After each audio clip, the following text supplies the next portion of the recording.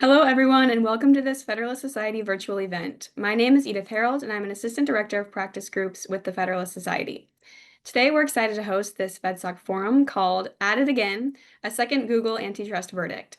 Speaking with us today, we're very pleased to have Professor Rebecca Allensworth, Bilal Sayed, and Joel Thayer. And we're thankful to Ashish Agarwal for moderating this program today. Ashish is a consultant for the American Edge Project and the U.S. Chamber of Commerce.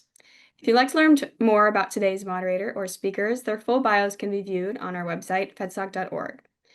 And throughout the program, we may turn to the audience for questions. So if you have a question, you could enter it into the Q&A function at the bottom of your Zoom window, and we'll do our best to answer as many as we can. And finally, I'll note that, as always, all expressions of opinion today are those of our guest speakers and not the Federalist Society. With that, Ashish, thanks so much for joining us today, and I'll hand things over to you. Well, thank you, Edie, and thank you to the Federalist Society and the Corporations and Antitrust Practice Group and our chair, Svetlana Gans, for helping us put all of this together. 2 weeks ago, a federal court found that Google violated Section 2 of the Sherman Act by willfully acquiring and maintaining monopoly power in the open web display publisher ad server market and the open web display ad exchange market, though the court ruled in Google's favor in determining that there is not a relevant market for open web display advertising ad networks. The case is now moving into a remedies phase, and the court's lengthy opinion could affect several other pending tech cases and antitrust law generally. Today, we have an outstanding panel to discuss these issues. Professor Allensworth is a law professor at Vanderbilt, where she studies antitrust, professional licensing, and evolving attitudes towards tech platforms. Bilal Sayed is in private practice at Cadwalader, an adjunct professor at the Scalia Law School, and the host of a very popular podcast, Rethinking Antitrust.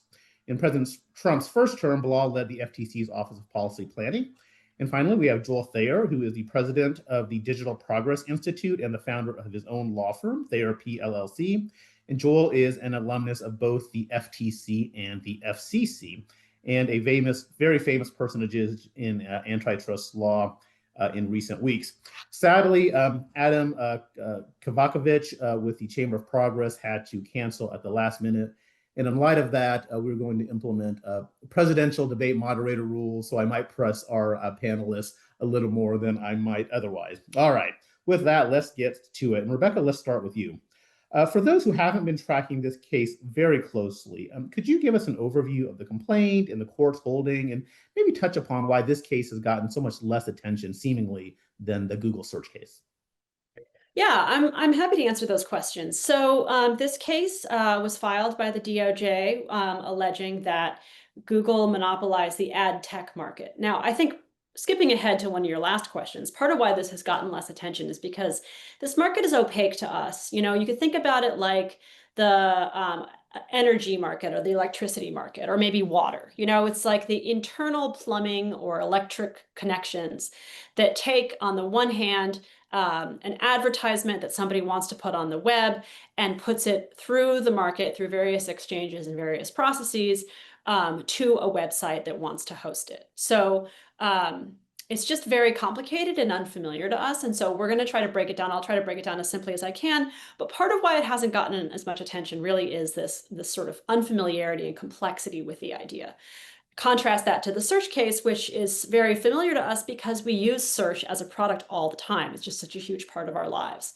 Now, digital advertising actually is, and if we may not realize it, but it actually is a huge part of our lives because it is the way that most websites are able to offer free content. So, you know, every time you go to look up a recipe or you go to look up an article, you're scrolling through and you're going to see these ads pop up. And sometimes they take a second. You'll notice there's like a blank space as you're reading. And then 1 second later, it'll be like a car ad. Okay, so that in that half a second, in that fraction of a second, a whole bunch of transactions are happening behind the scenes within what we call the ad tech stack. And it essentially looks like this. You have a buyer side that would be the advertisers. So here we're going to put, you know, Chrysler, J. Crew. Okay, they have a campaign. They want to push out their ads to the open web. That's the buyer side. Then in the middle, you have the exchange. You could think about this like the New York Stock Exchange, where buyers of stocks and sellers of stocks come together to actually conduct the transaction. And then the other side is you have the publishers. So that would be the New York Times website or the recipes.com website that's selling that blank space that has my eyeballs on it for a split second. The DOJ claimed that Google monopolized 3 different parts of this stack. They said, and now I have to see, this is so complicated, I have to consult my notes. Handily, the decision comes with a nice graphic that will help us. So on the ad side, on the advertiser side, Chrysler, J.Crew, they claimed that the advertiser-facing ad network was a market and that Google monopolized it. They also claimed on the publisher side that the ad server product, which was where advertisers went to, describe and offer their empty spots. And this is, you may be familiar with the company DoubleClick. This was the DoubleClick for publishers is Google's product in this space. They said they monopolized that market. And then finally, they monopolized the thing in between, which is the ad exchange, which in the case of Google is a product called AdX. So the idea here was, simply put, Google had this market power because of search. And that was everybody wanted to advertise on Google search. Basically, if you were Chrysler, you were J.Crew, you wanted to pop up in those first few answers to the query on Google search. And so Google had this tremendous advertiser demand and all these relationships with advertisers that it could use to make a product called AdWords. This is the first step in the stack, which is an ad network, and have a lot of market power there. Then the allegation was that it used that product and that access to all the advertiser demand. It leveraged that power into the publisher side. It basically said to the New York Times, the publisher, look, if you want access to all these advertisers who are willing to pay a ton of money, I have them all on AdWords, and so I can give you access to this. And so monopolize that market for publisher ad servers. They alleged that the acquisition of DoubleClick, which happened in I can't remember if it was the late aughts or early, maybe it was like 2010 or something, was a part of, no, it was earlier than that, I think. Anyway, was a part of this monopolization. So the acquisition of DoubleClick was a part of that. And then finally, Google sort of discriminated against certain kinds of buyers and imposed a tie between their DoubleClick for publisher side thing, and use of their exchange in order to monopolize the exchange. So essentially they said, first they said, if you want access to all these advertisers, you're going to have to use our publisher side ad server, and you're going to have to use our exchange, tying essentially the exchange to the ad server. And those are the allegations. And the verdict decided that there was a market. So of course, in monopolization, you have to have a well-defined market over which you have monopoly power.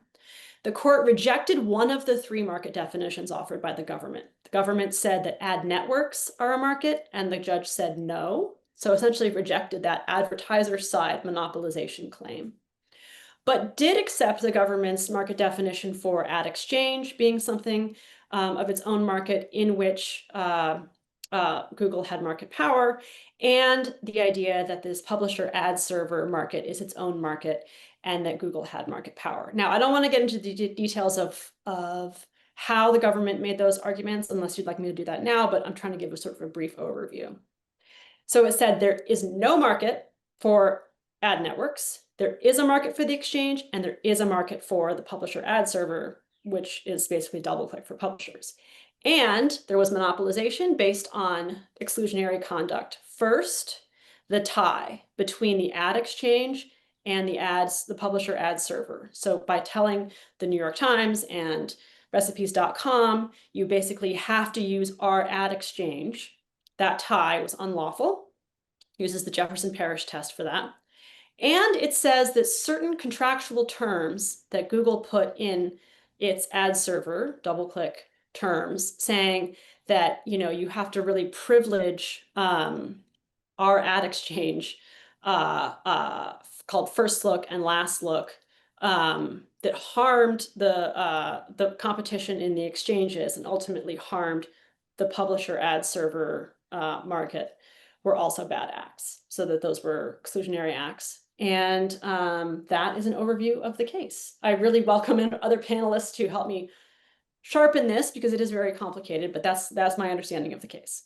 Well, really appreciate that excellent summary in just a few minutes of a very complicated case. So, Bilal, let's dive in a little bit. And I wanted to ask you in particular about one of Google's primary defenses, which was to raise the American Express case from the Supreme Court, and to Google sort of makes this presents this view that gosh, this is a two-sided market, and advertisers are just looking for the most bang for their buck, across the internet, and this market should be interpreted very broadly. The court took, a much narrower view of Amex. I'm wondering if you can share, your, opinion of how the court analyzed that case. All right, thanks, Ashish. So I think this is an area where the district court's decision is vulnerable, right? I think I'm not saying they got it wrong. At least I'm not saying that yet, but I think they're vulnerable on this question. Now, they clearly, I think this is right. They clearly define the ad exchange market as a two-sided market, right? But they then identified, separate markets for I'll call sellers and buyers on either side of that ad exchange platform. And that seems not only counterintuitive, but wrong in the analysis, right? I think what you would take from Amex is that if you've identified a two-sided market, right? Ad exchange is a platform. The district court recognized it as a two-sided market. I think then in evaluating the competitive effects of conduct on one side or the other of the ad exchange, which would be the publisher ad server and the ad network, you need to take account of the effects on both sides from conduct on one side. And so this, I think, ties into Google's effort to say this is an ecosystem and should have been evaluated in a sense collectively. The conduct should have been evaluated collectively. So I think this is an area where the court, in recognizing the exchange as a two-sided market, two-sided platform, which is correct, then made a mistake in not evaluating the competitive effects of the restrictions that DOJ alleged Google had adopted for either the publisher side or the advertising side. So I think it muddled up, I think the district court here muddled up the teaching of Amex, right? And it's not that you can't have separate markets on the side, on the other side of on each side of the platform, right? Or that they can't be their own relevant markets. But when you're thinking about the competitive effects of conduct on one side or the other of a two-sided, let's say two-sided platform, you don't get to ignore the effect on, one side to just evaluate the harm on the other. And that's what tripped up DOJ in Amex or the states, right? Both states and DOJ in Amex. They looked at the effects on only one side of the network, so to speak. So it's I think the decision is vulnerable here.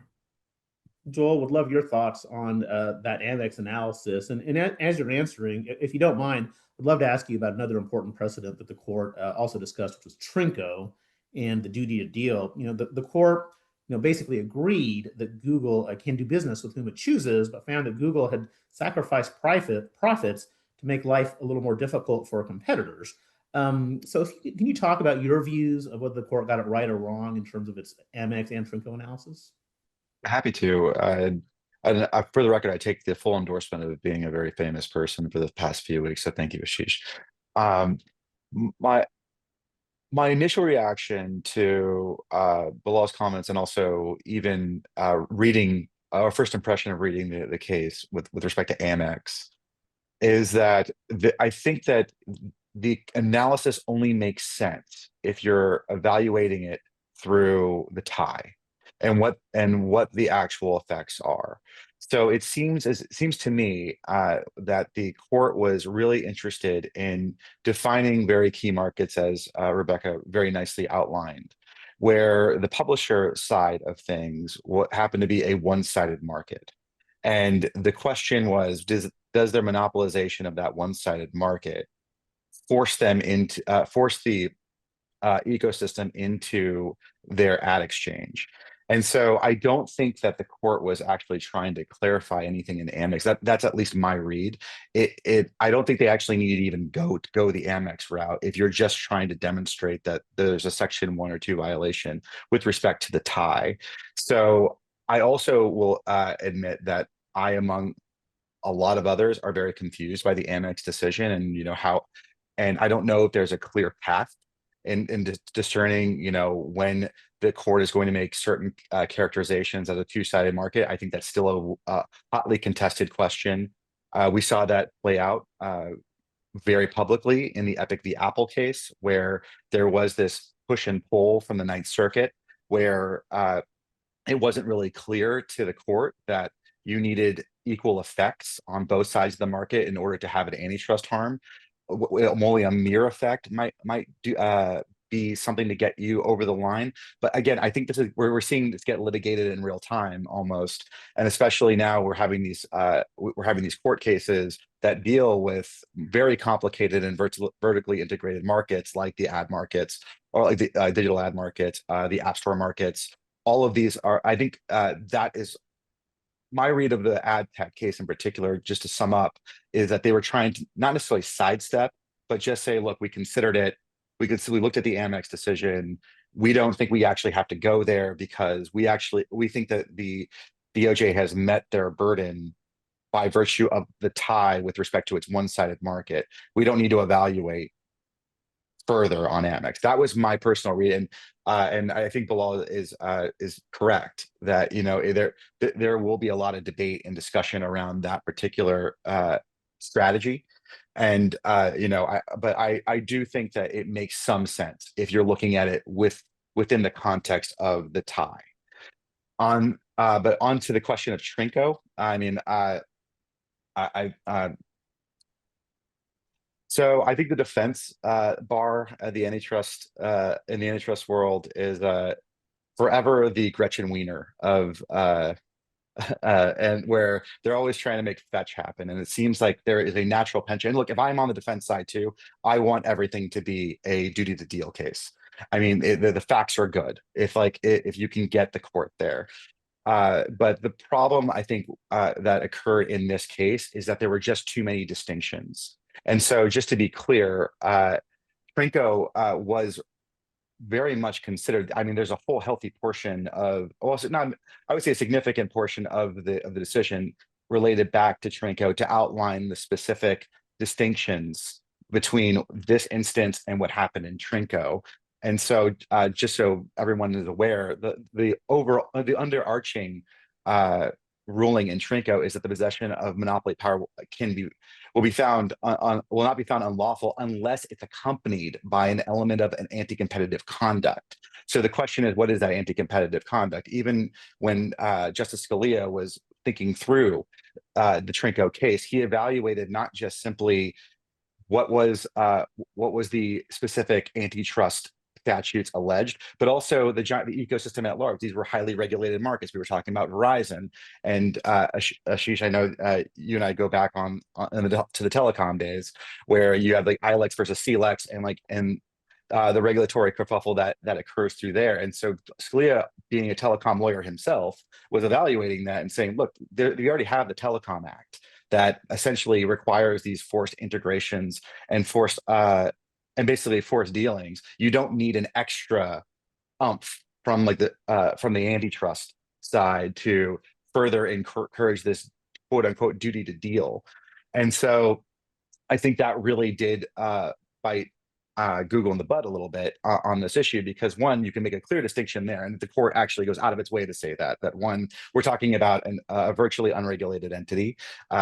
Whether you agree with that characterization is a discussion for another day, but that's how the court initially made its first distinction. The other distinction is that the duty to deal is separate and apart from a tying arrangement. So if you're looking at it from the context of a tie, then you don't necessarily need to go to the duty to deal analysis at all, unless you want to say that all ties are de facto duty to deal cases, which I think that there's a lot of problems with that analysis. I mean, to start, the Clayton Act identifies tying as an independent antitrust harm. So I just don't think you can get there. I think also there was just factual evidence that worked very much against Google in this case. And even if you wanted to take the Trinco case directly and say, look, even if you don't want to directly categorize as a duty to deal, that's fine.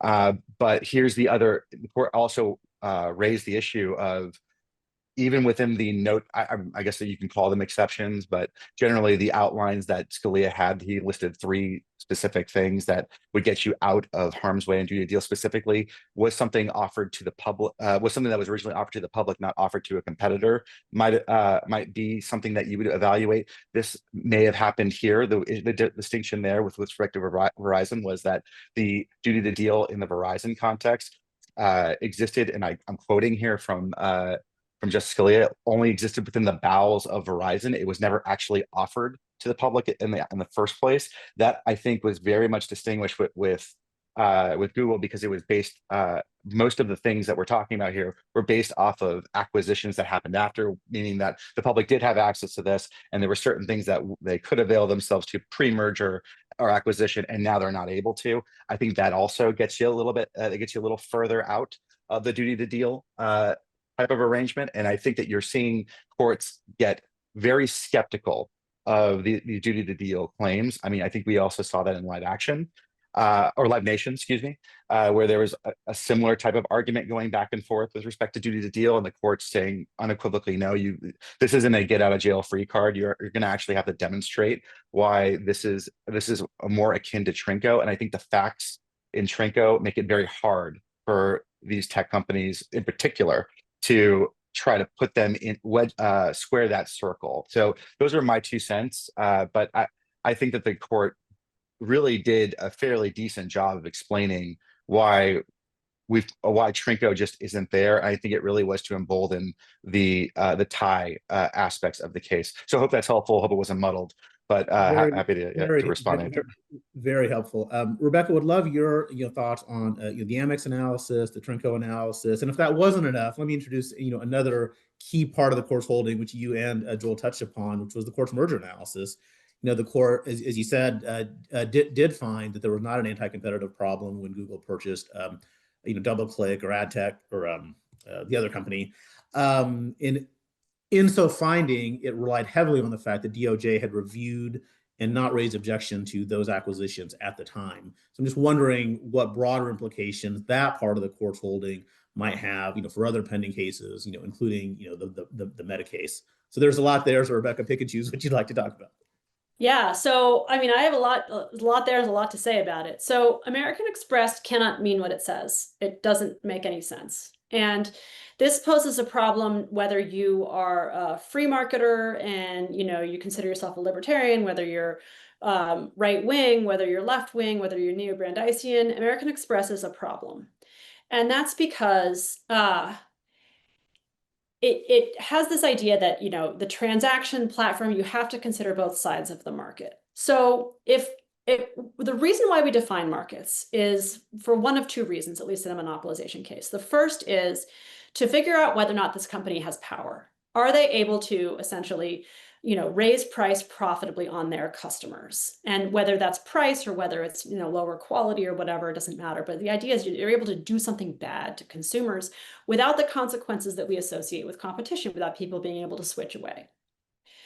So under this definition, under this use of market definition, doesn't make any sense to think about the middle transaction where it's happening, because the question is, as a merchant, does that company have power, does American Express, or in this case, does Google have power to make terms worse for you, leaving you with nothing better to do? Now, the insight from the early 2000s from economists and two-sided markets that gets distorted in Amex is that power to raise price on merchants or to raise price, let's say, on the publishers, so the New York Times or whatever, to make poor terms for them to be selling their advertising, that power is influenced in a two-sided market by the other side. Now that's because, you can't raise price too high. You can't screw over one side too badly if it means it unravels your interest from the other side. So this economic insight that's really meaningful, really important, got distorted into something incorrect, which is there's no such thing as a market on one side. What the economists were trying to say is power in that market on one side needs to account for what happens over here in this other market as well. That's not the same thing as saying there is no separate markets and there's no separate market definition. You absolutely can have power on one side of your two-sided market in a way that harms consumers and meets all of the statutory and case law definitions of how we have been thinking about market power forever. Okay, so that's one way in which American Express went wrong. And by the way, I'm going to try to keep my comments on American Express brief because they're a multitude. The other reason why you define a market in a monopolization case is to locate the harm, is to say, here's where the effects are. If Amex is to be read to mean that you can take effects on one side of the market and balance them against effects from another, then this runs afoul of something we have had for essentially the entire history of the Sherman Act, which is you are not allowed to use effects in one market to offset effects in another. This is true in the 60s in a merger case, the bank merger case, Philadelphia National Bank. You can't say, look, we kind of screwed over the consumers in Philadelphia, but it was really because that made us a bigger player in New York. Now you can see how left-wing people, right-wing people would be offended by this, right? Well, the right-wing people may be offended by arguments that say, well, yeah, we kind of screwed over buyers of cars, but we really improved the environment. Or, so you cannot justify harming one market by harming another market. Okay, so given that American Express not only is sort of contravenes all of antitrust policy, but also just internally incoherent, it's very unclear what it means going forward. And I would posit that what it means is what lower courts say it means. And so when we read this opinion, we are getting a sense of what Amex is going to be in practice. And I think what the lower court did here makes a lot of sense.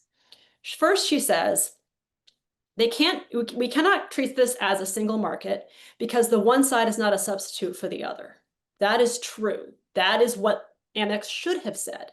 The problem, and I will say that the law is correct, this is vulnerable, right? The problem is that's not what Amex says. Amex doesn't say that you're supposed to figure out whether the right side and the left side are substitutes. That would be the correct way of thinking about whether or not it's a market, but it's not what Amex does. So will that get reversed? Possibly. But I think that that's the correct thing to say, and I think that she handles it well in that sense. The other thing she says is that this is not a transaction platform. Again, a little bit unclear what that means, given that transactions are happening between advertising sellers and advertising buyers at the exchange level. How is that different? Maybe what American Express meant, or what we can now read it as, is limited to payment systems, where there's literally just you're just paying. That's what a transaction is. So for us to have a workable antitrust going forward, we are either going to have to write around Amex or we're going to have to reverse Amex. Amex cannot stand for its most extreme and most literal reading. And I think that this opinion needs to be read in light of that. Okay, Trinco's a little bit different. Trinco's different because Trinco's a case that internally is coherent. Okay, you may love it or hate it. It doesn't have these kinds of problems, but it has a ton of dicta. It has all this stuff in there about we have to give people monopoly prizes, otherwise we disincentivize innovation. You can't be asked to reach into the bowels to, and so what will we do with this precedent that has contributed to a sort of turn in antitrust law away from liability, especially away from liability for tech platforms, that's now unpopular? Well, one thing we could do is we could start cutting away at some of the dicta and putting Trinco in its place by including only the things that are essential to the holding. And I think that that's what the judge does here. Now, is this vulnerable to reversal? Of course, because if you get a court that likes the dicta in Trinco, then maybe they'll say this runs afoul of Trinco. But what the court does here is it says that Trinco is not a license to just always deal, you can refuse to deal with anybody you like. Trinco distinguishes Aspen skiing in this way that can't be distinguished here. So the court in the ad tech case kind of embraces Aspen skiing, puts this case more in the Aspen skiing bucket than the Trinco bucket. And in particular, distinguishes Trinco as being in a highly regulated industry where the refusal to deal was actually required by statute, okay? And so there's a question there about like reaching into the bowels, right? This wasn't available on the market. This was an artificial act of Congress. And the other is the profit sacrifice. The court here says, as I do see a profit sacrifice, like in Aspen skiing, that wasn't present in Trinco. So that's my 2 cents about whether or not these distinctions that the court does of Amex and Trinco will hold up. But I will say that they are both crucial to the project of having a reasonable antitrust enforcement, especially against platforms. And finally, Rebecca, let's appreciate all that. Let me let Bilal respond to the Amex and Trinco discussion. Then we'll come back to you for mergers and some other topics. Absolutely. Bilal, you get the last word on Amex and Trinco. Well, I think what I tried to say was the decision was vulnerable because I think it does deviate from the framework in Amex. Other courts may develop Amex differently, and I have the same view on the reliance or not on Trinco here. I mean, I think in both cases the district court interpreted whether it's Trinco, whether it's Amex, in ways that higher courts may not agree. And that it may be that the doctrine is muddled, but it may be in unmuddling it, the higher courts tend more towards what I call existing Supreme Court law than developing district court law. And look, I think it's a tough matter. So I never like to criticize district court judges. They deal with a lot of facts and they deal with all the questions. They have to make sense of them. But every time I read a district court opinion, I remember what Joe Catan said to me when I was, in fact, still a law student working with Joe Catan. He asked me to do some research for him on a point, and I brought him back, a memo that relied heavily on district court cases and very little on appellate court cases. And he said, Bilal, he said, don't cite district court cases to me. He said, they get it wrong all the time. So, I think and this is not a criticism, Rebecca, of you, I agree that Amex and Trinco, in the right cases, sort of narrow application of the antitrust laws, for a plaintiff. But district courts don't generally get to overturn Supreme Court doctrine. And I think, in both cases, she, I don't know if you say either underreads or overreads those decisions and embarks on a path of interpreting them that strikes me as very vulnerable to reversal. Doesn't mean reversal and, well, it's sort of reversal and remand, basically, to rethink it.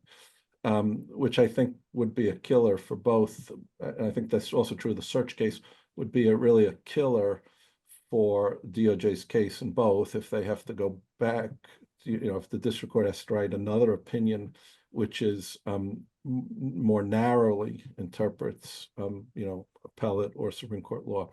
So that I think is, worth considering. I mean, Amex has been criticized. When I was at the FTC in the Trump administration, Amex came down. We were very concerned about how broadly it could be read, and so, tried to read it narrowly. But what the court has done here, I think, just there are a lot of questions about whether she got it right, and I just think it makes it vulnerable going up. That's all. All right, Rebecca, let's get back to another key part of the decision, on the merger question, and the court's basically, blessing of those two acquisitions and relying heavily on the fact that DOJ raised no objections initially. Your thoughts on that part of the opinion and what it might mean for the Meta case, and then Joel, after that, I'd love to come to you to start talking about remedies. Okay, Rebecca.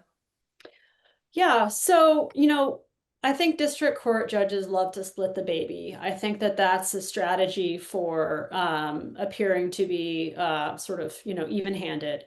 And here she chose to not find in favor of the government on one of the market definitions, as I mentioned, and also on this idea that the acquisition of DoubleClick was anti-competitive. I don't know how much we can read into this as it pertains to the Meta case. So she takes a lot of pains to distinguish it from the Meta case. So as you point out, one of the similarities is that the regulators at the time declined the opportunity to challenge the merger, which is a little different from blessing the merger, but they failed to move forward. And but there's some different dissimilarities. She says that at the time, Google was not a monopolist in this market, which was true when it acquired DoubleClick. That's very different for the Meta case. Meta was, Facebook was a monopolist at the time in terms of market share, perhaps even more so than they are now. And that's one big difference. And then she also says that there's no evidence that that Google acquired these companies in order to kill them, in order to shut them down. Well, I think that, obviously Meta disputes this, but there's a lot of proof being offered at the trial right now that Facebook did acquire Instagram to shut it down, or to at least throttle it in a way that, would suppress competition.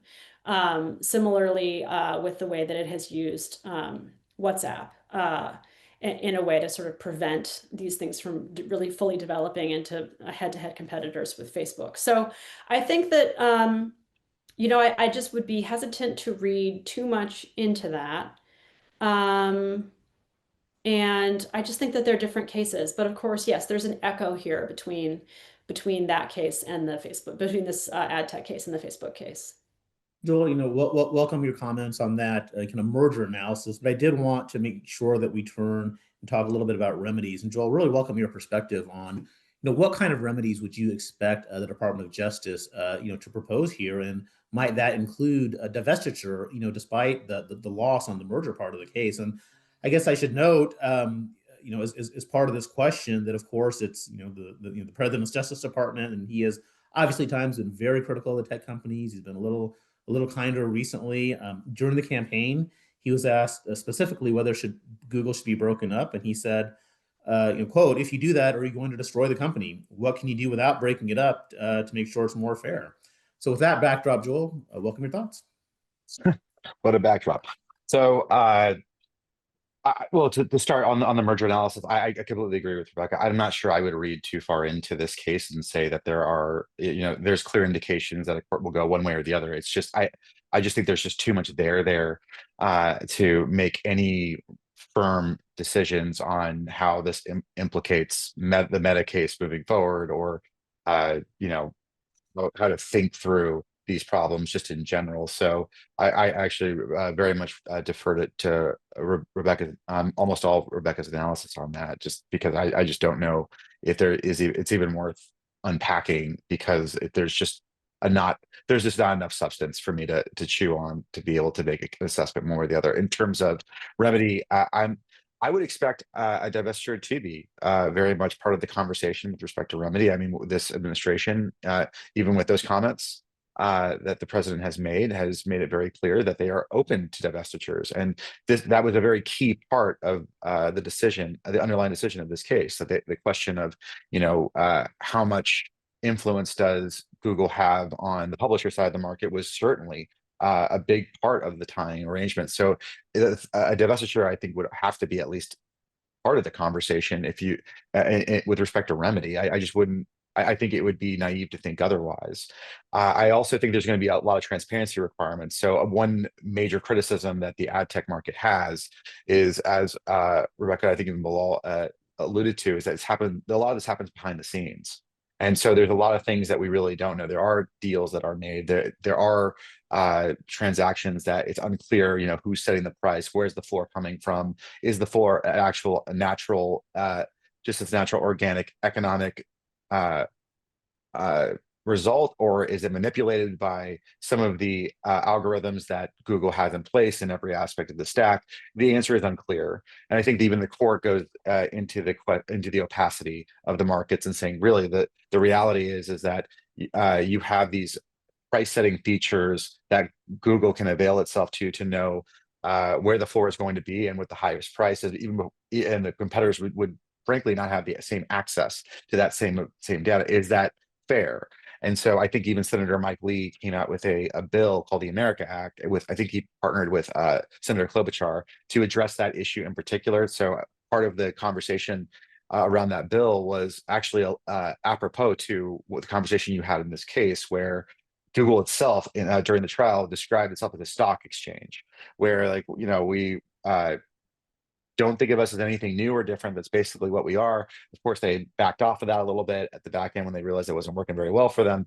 But I would imagine that you'll see some conversation and even some cues from things that Senator Lee has put forward with respect to transparency, and also maybe even impose I don't want to say a duty of care, but a opportunity to measure conflicts of interest. And so I think part of it, I think absolutely there's going to be some form of conduct remedy that's going to be in play here, but you can't ignore the structural remedy as well. I think divestiture is clearly on the table. It was a key part of the DOJ's case. It seems as if the judge seemed very interested in evaluating that particular arrangement, and may even be very open to exploring that divestiture remedy. But my 2 cents.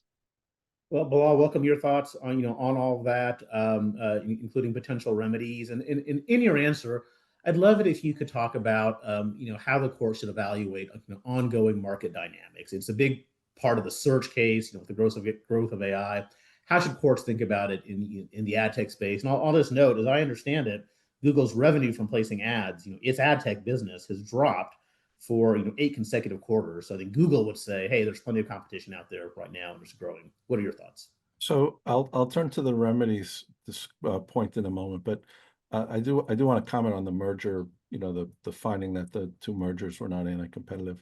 I don't want to overstate the value of a district court decision on what may be a factual question rather than a legal question.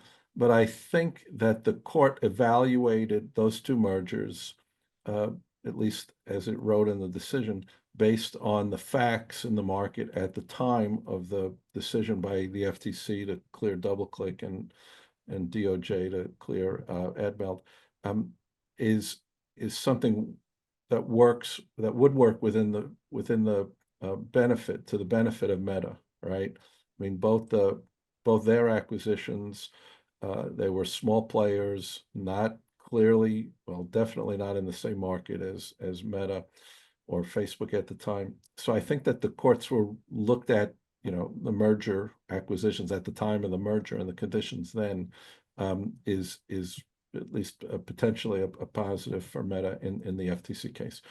On the remedies, I don't. Well, first, I think both of these cases, both search and ad tech, should settle. And I think DOJ is not likely to get divestiture relief in either of them, particularly in this case, finding that the acquisitions were not anti-competitive. I think it'd be hard to justify divestiture. I think although DOJ has said, I mean, Gail said this just the other day, they want to stay away from regulation, which I would read as regulatory decrees. This is a market where it's probably pretty easy to monitor discrimination or non-discrimination remedy, right? I mean, it goes to timing, it goes to visibility, it goes to ranking. So I think if there's a settlement here, or if there's an order of relief, it'll be something like a non-discrimination clause, right? And unlike other cases, that don't deal in basically computer markets, right? Exchanges. You can monitor whether discrimination is or is not occurring. I also think, as you said, look, it's clear from Microsoft that it's a rule beyond just the DC Circuit, that the remedy both needs to be tied to the finding of harm, right? And so I think that's another reason you sort of tend towards non-structural relief if there's going to be any relief. I also think the courts recognize they have to deal with the remedy as the market exists today. Sometimes that works in favor of the plaintiff, right, where the market has become more concentrated and less easy to enter. You look for structural relief rather than behavioral or conduct relief. Here, you do see that entry is occurring, the market is changing, and so requiring sort of a more relief, right? Relief that would address harm, from a market position 10 years ago, is going to be overly broad and potentially make Google or Alphabet less competitive, given the competitive conditions that are developing. So to me, it's either no relief or pure behavioral conduct relief. Well, Bilal, thanks. And that's a great segue to my next question. As the court is thinking about remedies, no doubt it's also going to be thinking about the policy impact of whatever it's going to do. Google and the other tech companies, are very much arguing that remedies should not be so severe that they imperil those companies' ability to compete internationally. The president out there talking about the need to win the AI race with China. Rebecca, let me ask you this question. How, if at all, should both the Justice Department and then the courts, evaluate these concerns about international competitiveness and the national security concerns as well? Oh, I think that they should be very concerned about making our companies as competitive on the international market as possible, and that means exposing them to the strictures of competition. I mean, I think that the idea that the best way to compete against China is to, sort of artificially prop up companies and give them insufficient incentives to compete and to innovate is just completely gets it backwards. So I think the good news is that, international competition issues are aligned with the interests of consumers in the US. Work harder for our dollars, work harder to make products better for us. This is what we want, and it's what will make the next big thing. I mean, these companies started out in a competitive environment, and that's when they did most of their innovating. And then over the years, they have become less competitive environments and they have become less innovative. And so to me, it's just, it all sort of points in the same direction. As far as national security, that's a little bit different, I think, than the question of how, competitive on the international stage our companies are. And I have not seen anything other than just vague sort of flag waving of security issues, so for example, I would expect that, if the Meta case involved a divestiture, or if this case involved a divestiture, we might not sell it to a Chinese company. I mean, that sort of seems like common sense. But short of that, it's not clear to me how national security really plays into this, other than just sort of as like a general sort of scare tactic to waive that. So yeah, those are my thoughts. And as far as like the likely relief, I do think we need to be thinking about structural relief here. And I would say one of the most important legacies of this case is that it's a vertical case. It is a case at bottom about vertical integration.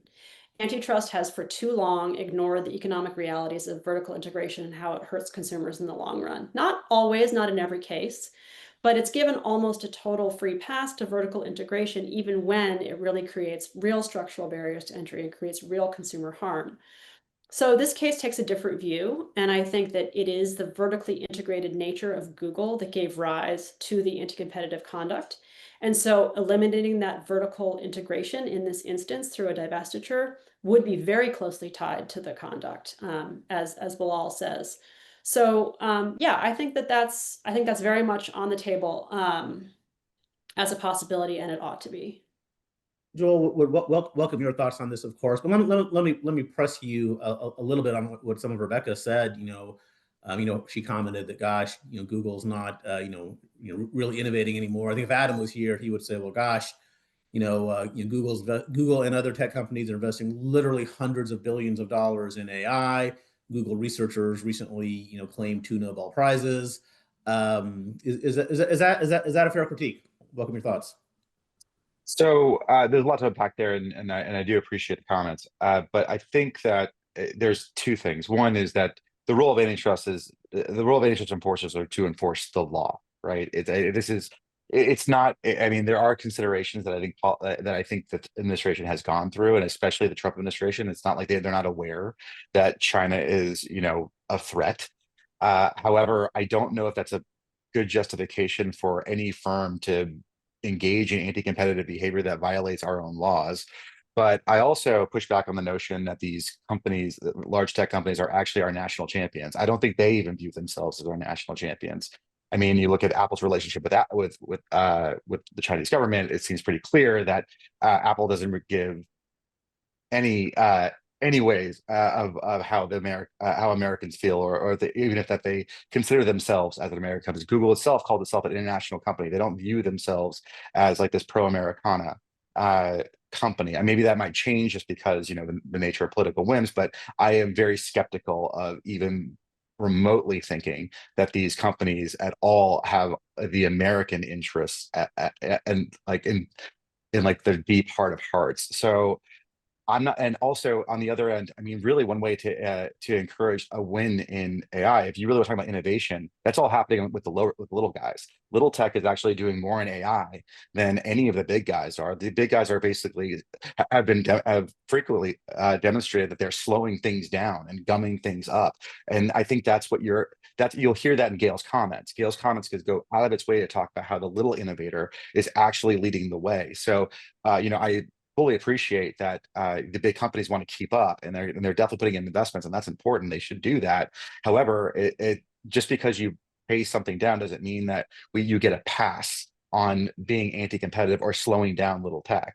So I'm just very skeptical of the claim that we need these guys in order to beat China. No, we really need our competitive markets to actually put forward really good products. And you're seeing that time and time again with little tech. You're seeing that little tech companies are like even folks that who are funded by Y Combinator, which is overtly against big tech companies, have a lot of vested interest in there and a lot of money going into these little tech companies that are breaking that wedge in the Web3 context. So I do think that at the end of the day, what the antitrust laws and the antitrust enforcers should be considering are the facts at issue. I don't know if bringing in, hey, what will this if a divestiture is the right way to go.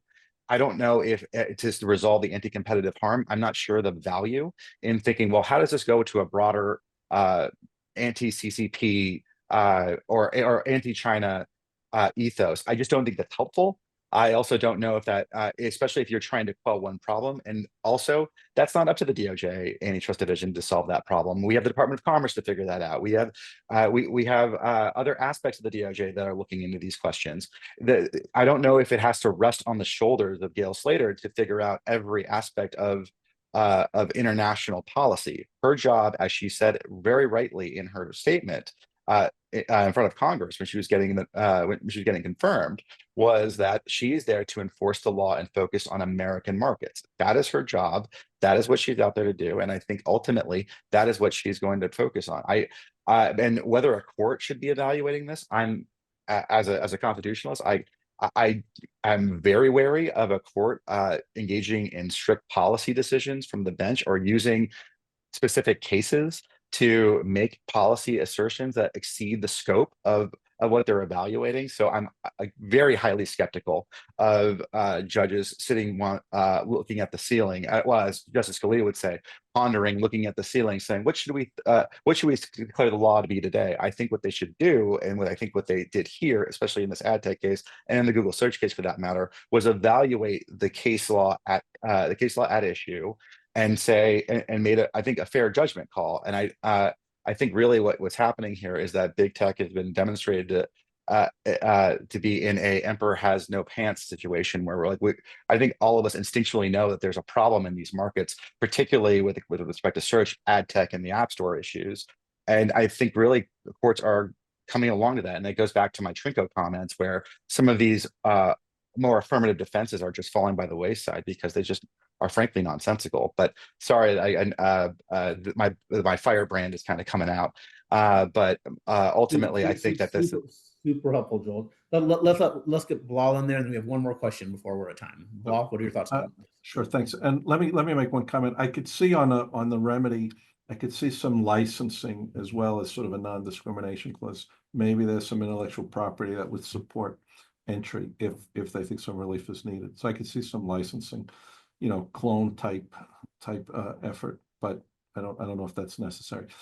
Look, I think the executive department's position in the FTC versus Qualcomm case is instructive here, right? DOJ may have taken a different position. The Antitrust Division may have taken a different position than the FTC in the Qualcomm case, partially because of Makin's view of intellectual property rights versus antitrust issues. But I think it's well known that people higher up in the Department of Justice, as well as in the other executive branch agencies like Treasury and maybe Commerce, maybe the National Security agencies and the Defense Department, were concerned about the monopolization case against Qualcomm, not because they gave, not because they were concerned about the sort of no license, no chips problem, right? That could be resolved without without raising national security concerns. The concerns was, would the remedy in Qualcomm or the remedy here in Google affect Qualcomm's ability to compete with Chinese telecom semiconductor producers, telecom companies, right? Would it affect national security in a broader way than the antitrust case needed to be resolved? Here, the concern, I assume, is, as you raised it also, that Google is an important player in the AI space.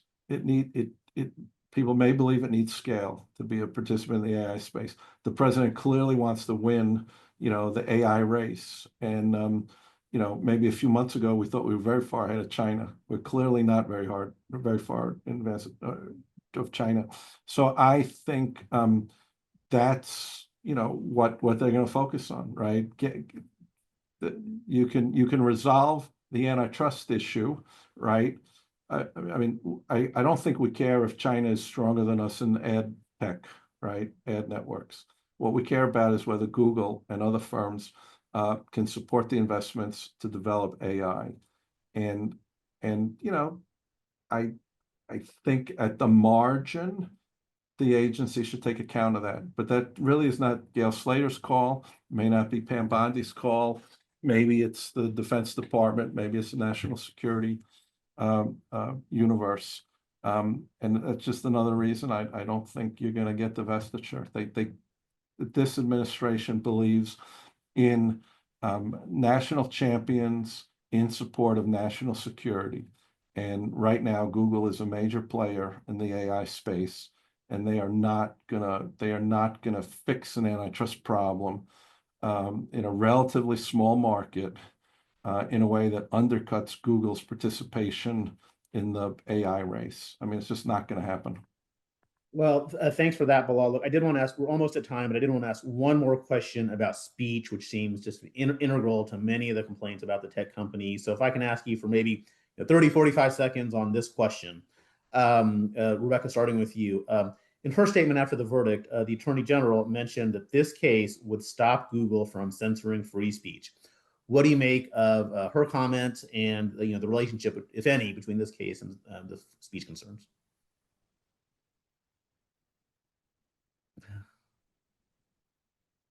I don't think that statement makes any sense. And I don't think that this case has much to say about free speech. I think that the idea that big tech censors free speech has been a sort of way of bringing along different sides to the debate about big tech market power. I think that at a very abstract level, different tech companies, if facing competition, would provide different platforms and therefore maybe more speech options. But there's a lot of problems with that. Also, thinking about speech that way, that we need to have like different siloed perspectives. We already have like Truth Social versus Facebook. So I think that unfortunately, antitrust has very little to say and to do about the censorship of speech. And I think that's just sort of political posturing. Joel?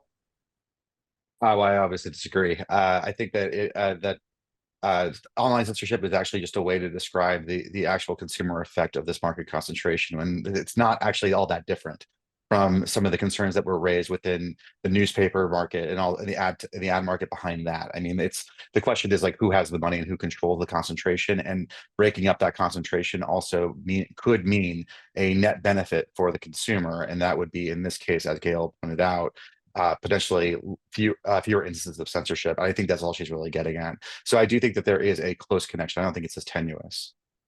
Bilal, you get the last word. Well, I don't want to criticize the AG. I think it is hard for me to see the tie between the alleged censorship and this decision, even a remedy in this decision that makes sense. But maybe they're thinking a little bit further afield and a few steps ahead of me. But I don't see it. Well, guys, thank you so much for an excellent discussion. I wish we had more time to really dive in, but on behalf of the society, really appreciate it. And Edie, back to you. Yeah, just to echo that, thank you so much to Professor Allensworth, Bilal, and Joel for their excellent discussion today, and thank you, Ashish, for moderating. We're super grateful for your time and expertise. And thanks to our audience for joining us. We really appreciate you tuning in. You can stay up to date with other announcements and upcoming webinars on our website, fedsoc.org, or on all major social media platforms. Thank you once more for tuning in, and we are adjourned.